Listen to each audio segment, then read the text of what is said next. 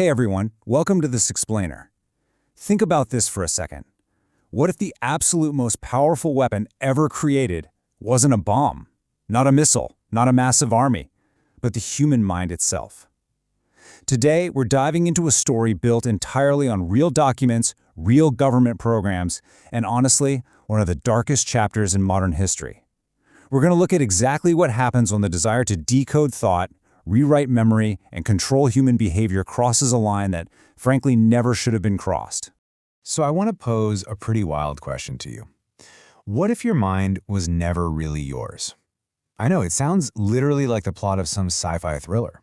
But for decades, intelligence agencies and top-tier scientists were operating completely in the shadows, desperately trying to reach into the most private space imaginable, the inside of your head. We're going to explore this mystery of treating the human mind as the ultimate weapon, and how that intense quest for control basically changed humanity forever. All right, part 1, Cold War paranoia. Okay, let's dive into this. To really grasp the gravity of these experiments, we first have to put ourselves in the shoes of the people living through the intense fear of that era. Right at the end of World War II, the world essentially split into two terrifying superpowers, the US and the Soviet Union. Every single new technology became a frantic race, and every scientific discovery was viewed as a potential weapon. By the early days of the Cold War, we entered a time defined by profound paranoia. People were terrified of nuclear war. They were terrified of spies. But perhaps most of all, they were terrified of losing control.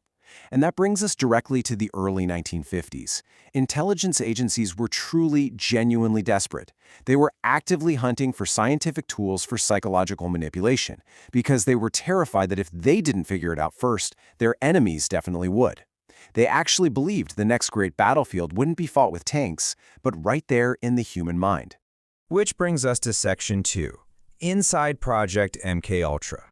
So that intense Cold War desperation directly led to a very specific, highly classified initiative. You've probably heard the name. MKUltra was a secret CIA project launched in the early 1950s, entirely focused on studying mind control, behavioral manipulation, harsh interrogation techniques, and psychological influence. The agency essentially wanted to know if they could use modern psychology to completely bypass human resistance. And let's be clear, this is not some internet myth. This is well-documented history involving countless sub-projects deeply hidden within respected universities, hospitals, and research centers. The ultimate goal? To crack the code of human behavior. They literally wanted to find a biological or chemical override switch for the human brain. And this brilliantly illustrates the extreme methods they used to try and achieve that unprecedented level of control. They administered LSD, which, keep in mind, was relatively new at the time, along with a cocktail of other incredibly powerful psychoactive substances. They implemented brutal sleep and sensory deprivation, actively seeking to break down a person's physical and mental defenses. They even explored deep hypnosis and profound isolation techniques just to see if they could wipe the slate clean in a person's psyche. But absolutely crucial to all of this, they conducted these experiments without informed consent. The officials running these projects genuinely believed they were defending national security against an existential threat. But in doing so, they completely obliterated all ethical boundaries. They essentially turned doctors into interrogators and healing hospitals into covert laboratories. Listen to this quote because it perfectly captures the terrifying core question these intelligence agencies were trying to answer. They asked, could a person be made to reveal secrets, obey commands, forget events, or even believe something that is not true? Think about that for a second. They didn't just want some abstract medical theory. No, they wanted a weaponized, controllable technique. They wanted to figure out if the very boundaries of human identity could just be rewritten, effectively turning a living, breathing human being into a programmable asset. Let's move into Section 3, the human cost. It's incredibly important here that we look beyond the sterile, bureaucratic language of government archives. Behind every single one of those secret project files, there were actual human beings. The victims were real prisoners, real patients, and everyday civilians who trusted these institutions. They had absolutely no idea they were part of a hidden experiment. These weren't just data points on a chart somewhere. They were people who walked into facilities believing they were getting standard medical care, only to have their mental states, their personal relationships, and their very sense of self deeply and irreparably damaged. The true legacy of this project isn't really about the dark science they discovered, it's about a profound, devastating violation of human trust. Let's move on and see exactly how this builds into the paranoia we still experience today.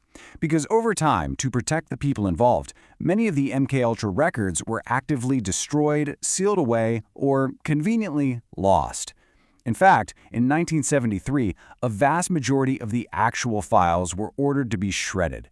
Now, this massive destruction of data created a permanent void of missing information. And as you probably know, wherever there is a void, rumors and conspiracy theories immediately rush in to fill it. This logical progression shows exactly how government secrecy, combined with a total lack of accountability, pretty much birthed our modern cultural obsession with mind control. When the complete truth is hidden, human imagination simply takes over. And that brings us to Section 4, Facts versus Fiction. So, the crucial point is, because of that historical void we just talked about, it is absolutely vital that we act as impartial guides here, to separate documented reality from wild internet myths. We really need to understand exactly where the line is drawn. On one hand, what we know for sure. MKUltra was a very real CIA program involving highly unethical covert research. Public trust was severely damaged when it finally came to light, and vital records were undeniably destroyed. On the flip side, what speculation claims? Modern successor programs, completely hidden grandmaster plans, and all those viral internet narratives suggesting shadowy figures control every single aspect of society.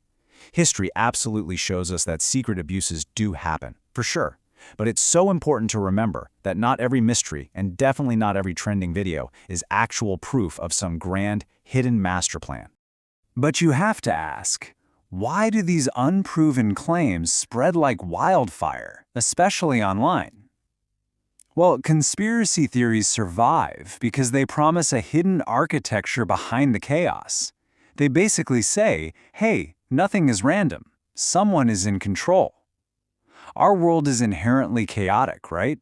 Institutions make huge mistakes, complex systems fail, and bad events happen for totally random reasons. The idea that someone is secretly behind a curtain pulling all the strings is terrifying, yes, but psychologically, it's also strangely comforting. It provides a recognizable shape to a deeply chaotic world. Because honestly, it's a lot easier to believe in an all-powerful villain than to accept that the world is often just completely unpredictable. Which leads us to our final part, Section 5, the modern attention economy. The crude methods of the Cold War might have faded away, but today the phrase mind control has kind of taken on a brand new meaning. Think about it. We have algorithms studying every single click you make. Platforms are constantly learning exactly what keeps you watching, literally measuring your behavior in fractions of a second. We have highly sophisticated advertisements specifically targeting your deepest fears and desires, mapping out your psychological profile with terrifying precision. And of course, news feeds that are actively shaping what you see, what you think matters, and ultimately, how you feel. So no, while this obviously isn't MKUltra, our modern anxiety is still deeply connected through these new, incredibly powerful tools of behavioral influence. Now, what's really interesting to consider here is the realization that in the modern world, control doesn't always look like a shadowy machine hidden away in a government basement. Sometimes it literally looks like the phone right there in your hand. It looks like endless scrolling.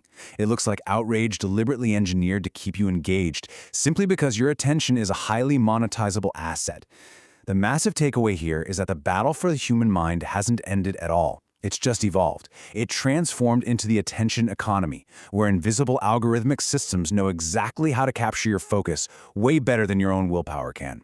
We basically carry the mechanism of influence around in our pockets everywhere we go. It all leads to this rather profound realization. The line between science, power, and control has always been thinner than most people ever imagined.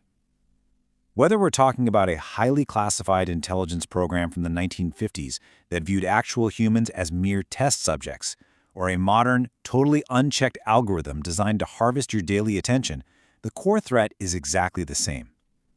Whenever power becomes secret or opaque, our personal autonomy gets challenged. The actual mechanics haven't changed, sure, but the fundamental desire to influence and control human behavior, that is a constant. And so we end up right back where we started. What if your mind was never really yours? I really want you to let that question linger for a moment as you think about the very screen that's manipulating your attention right now. Because the real horror isn't just that a question like this exists. The real horror is that history and the digital systems we interact with every single day continue to give us profound reasons to keep asking it. Thanks for diving into this explainer with me. Keep asking questions and stay curious.